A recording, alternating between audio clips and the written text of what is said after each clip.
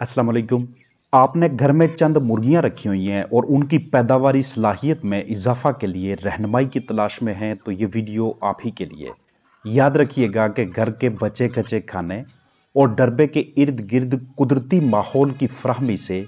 मुर्गियों की कफालत तो की जा सकती है, लेकिन अच्छे मुनाफा का हसूल साथ साथ दूसरे ग़िज़ाई अज्जा की फराहमी की सूरत में ज़्यादा यकीनी हो जाता है।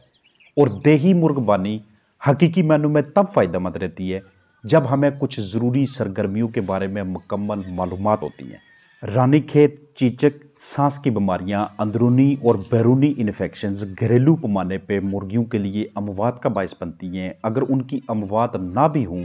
तो उनकी सेहत इस तरह से मुतासर रहती है कि ना तो उनसे अंडे हासिल हो रहे होते हैं, ना ही उनकी आगे नस्ल कशी की सलाहियत को बरकरार रखना मुमकिन होता है, और ना ही वो सेल के वक़्त फ़रोख्त के वक़्त आपको अच्छे दाम दे रहे होते हैं। याद रखिएगा कि मुर्गियों की सेहत की बहाली, नशोनुमा, अच्छी परवरिश के लिए सिर्फ एक या दो ग़िज़ाई अज्जा पे आप मुनहसर नहीं रह सकते। आपको उसके साथ साथ हफ्ते में कम अज़ कम 2 मरतबा उन्हें राइस पॉलिश, सरसों, नमक खुराक में या पानी में, सूरजमुखी के बीज, बाजरा, खुश्क मटर, मकई, गंदम, इस तरह की चीज़ों का अमेज़ा बना के देना पड़ता है। ये आप उनके जिस्मानी वज़न के मुताबिक फ़ैसला करते हैं कि इसकी तादाद आपने कितनी उन्हें ऑफ़र करनी है। अब ये जब आप उन्हें ग़िज़ा में तनूअ देते हैं, वैरायटी मुहैया करते हैं, तो उस वक़्त इनमें मौजूद जो न्यूट्रिएंट्स होते हैं, जो ग़िज़ाई अज्जा होते हैं, वो इनकी जिस्मानी सेहत को बेहतरीन तरीके से बहाल रखने के लिए, इनके ढांचे की, इनके पट्ठों की बनावट के लिए और इन्हें मुख्तलिफ़ अमराज से महफूज रखने के लिए अपना अहम किरदार अदा कर रहे होते हैं। दूसरे नंबर पे जिन बीमारियों का मैंने आपके साथ जिक्र किया है, यानी कि रानीखेत,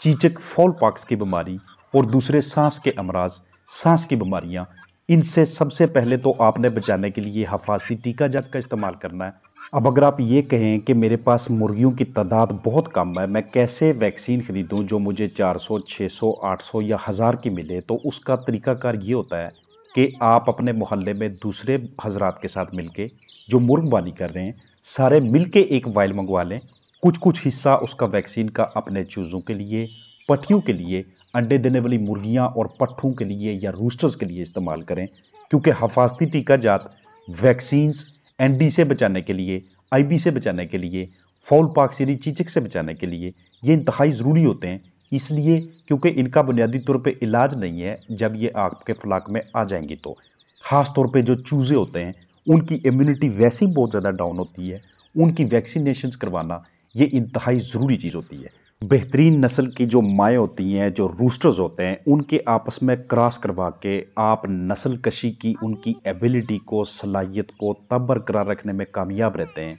कि जिस वक्त आप उन्हें ग़िज़ा में तनूअ वैरायटी ऑफ़र करते हैं, ऐसी ग़िज़ा कि जिसके अंदर ज़्यादा से ज़्यादा ग़िज़ाइयत मौजूद होती है। घरेलू पैमाने पे मुर्गियों के लिए साफ़ सुथरी खुराक दस्तयाब होती है, चाहे वो बची खची सब्जियां हों, सालन हो या कोई और चीज़ हो, या कुदरती माहौल में से वो चीज़ें इस्तेमाल करें, या फिर गंदम को हम इस तरह से अपने चिकन्स के लिए बतौर ग़िज़ा इस्तेमाल करें। लेकिन इससे होगा क्या कि आहिस्ता आहिस्ता आपके चिकन्स का वज़न तो आता जाएगा। आगे चल के जिस वक्त वो अपना वज़न पूरा कर लेंगे, आपके पास अंडों की अच्छी मिकदार नहीं आनी। परवरिश के लिए सिर्फ गंदम या सिर्फ बाजरा काफ़ी नहीं होता। उन्हें माहौल में अगर किसी वजह से कोई तनाव मिल जाए, मसलसल उन्हें कोई चीज़ डरा रही हो, या उनका पेट ख़राब हो, या उनकी कलगियाँ फीकी पड़ना शुरू हो जाएं, कीड़े पड़ जाएं या जुएँ पड़ जाएं, बहुत सख्त सर्दी हो, सीने की हड्डी बाहर निकलना शुरू हो जाए, चर्बी इकट्ठी होनी शुरू हो जाए, या फिर वो बहुत ज़्यादा बूढ़ी हो जाएं या पर गिराना शुरू हो जाएं, ऐसे हालात में भी उनके अंदर आपको एग्स की प्रोडक्शन कम होती नज़र आती है। इस तरह से घरेलू पैमाने पे छोटे छोटे मुर्गी खाने, डरबे कि जिसके अंदर ऐसा एनवायरनमेंट मौजूद हो कि जहाँ पे चिकन्स रात सुकून से गुजार सकें, किसी किस्म का कोई स्ट्रेस ना हो, किसी किस्म की अंदर की जानब नीचे से उन्हें ठंडक ना लगे, तो ऐसे माहौल में घरेलू पैमाने पे मुर्गबानी आपके लिए बहुत ज़्यादा फ़ायदेमंद हो जाती है। ये एक ऐसा चिकन हाउस है, छोटा सा बैकयार्ड चिकन रेजिंग, कि जहाँ पे इनको पालने वाले महाना या तो इनके फर्टाइल अंडे, या फिर इनसे हासिल होने वाले चूज़े या पट्ठियाँ, या फिर वो वाले रूस्टर्स, पट्ठे जो इनके पास तादाद में ज़्यादा होते हैं, अब इन्हें इतनी ज़्यादा मिकदार में क्रॉसिंग नहीं चाहिए, उसे सेल करके इनके जो बुनियादी अखराजात होते हैं वो भी पूरा करने के साथ साथ इससे माहाना चंद पैसे कमा रहे होते हैं। जैसे जैसे इनकी तादाद में इजाफा होता जाएगा, वैसे वैसे मुस्तकबिल में माली खुद मुख्तारी की राह पे गामज़न होना, खुद कफालत करना, अमली ज़िंदगी की तैयारी, अपने पाँव पे खड़ा होने के लिए ये एक बेहतरीन किस्म का कारोबार बन जाता है। ऐसे हालात में क्या होता है कि जिस वक्त आप इन्हें सिर्फ किसी एक या दो ग़िज़ाई जुज़ पे रखते हैं, अंडों की मिकदार कम हासिल होती है, लेकिन चूंकि इसके ऊपर इतना आपका पैसा नहीं लग रहा, आपने ज़्यादा मशक्क़त नहीं की, घरेलू बाकियात उसे दिए, कुदरती माहौल उसे दिया है, तो इससे हासिल होने वाले 4 पैसे भी आपके लिए इनफ हैं। अगर आप इससे पैदावारी सलाहियत बढ़ाना चाहेंगे तो वहाँ पे आपको इनके दूसरे ग़िज़ाई अज्जा भी एक दूसरे के साथ मिक्स करके ये ऑफ़र करने पड़ेंगे। आम आदमी की फलाह के लिए ना सिर्फ मुर्गियाँ मुर्गे बल्कि उनके साथ बतखें, चकोर और दूसरी वैरायटीज़ भी रख के इनके अंडे, इनके आगे से बच्चे ये भी सेल करना आपके लिए बेहतरीन प्रॉफिट लेके आ रहे होते हैं। सांस के अमराज हो जाएँ या आपके चिकन्स की बीटें लूज़ होने लग जाएँ, ऐसी सूरत हाल में आपने 12 सीसी सेब का सिरका 1 लीटर पानी में रख के उनके सामने रख देना है। या फिर अगर वो सोकड़ा का शिकार होने लग जाए, कमज़ोरी लाहक हो जाए, पट्ठे कमज़ोर होने लग जाएं, ऐसे हालात में आपने उन्हें विटामिन बी कम्प्लेक्स 0.1 सीसी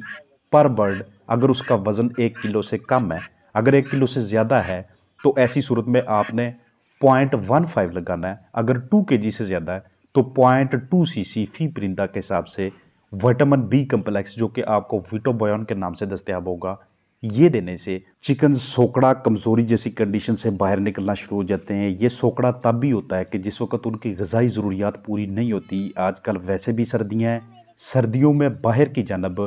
उतनी ग़िज़ा की वैरायटी दस्तयाब नहीं होती जितनी कि बाकी मौसमों में दस्तयाब होती है। मौसम बहार के अंदर या फिर मौसम गर्मा में मुर्गियों की तादाद में वक्त के साथ साथ इजाफा करें ताकि घर बैठे मुस्तकिल आमदन का एक ज़रिया शुरू किया जा सके। मच्छरों की अफजाइश भी रुकती है, मलेरिया और दीगर बीमारियों का भी तदराक होता है, क्योंकि जहाँ मुर्गियाँ होती हैं वहाँ पे इस तरह की जो चीज़ें होती हैं, मच्छर वगैरह, ये बहुत कम होते हैं। घरेलू पैमाने पे अच्छी पैदावारी सलाहियत की हामिल मुर्गियाँ न सिर्फ सर्दियों में किचन के लिए दरकार अंडों की ज़रूरियात पूरी करती हैं, बल्कि मुनाफा का भी बहुत अच्छा ज़रिया है। और ये अच्छा मुनाफा आपको तब भी हासिल होना है जब आजकल के मौसम में आपने उनकी बेहतरीन तरीके से परवरिश करनी है। जैसे ही धूप निकलती है, चिकन्स को बाहर की जानब लाएँ, वहाँ पे खुराक का कुछ हिस्सा ऑफ़र करें जो भी आपके पास दस्तयाब है।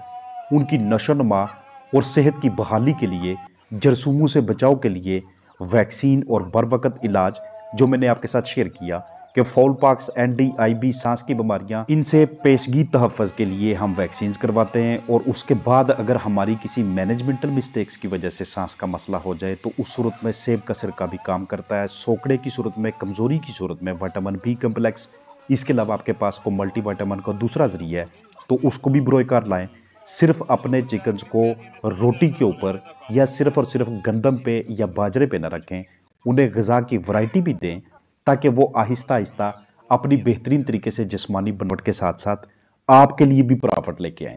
पूरी उम्मीद है कि ये वीडियो घरेलू पैमाने पे चिकन्स के लिए हेल्पफुल होगी। अपना ख्याल रखिएगा। अस्सलाम वालेकुम वरहमतुल्लाहि वबरकातुहू।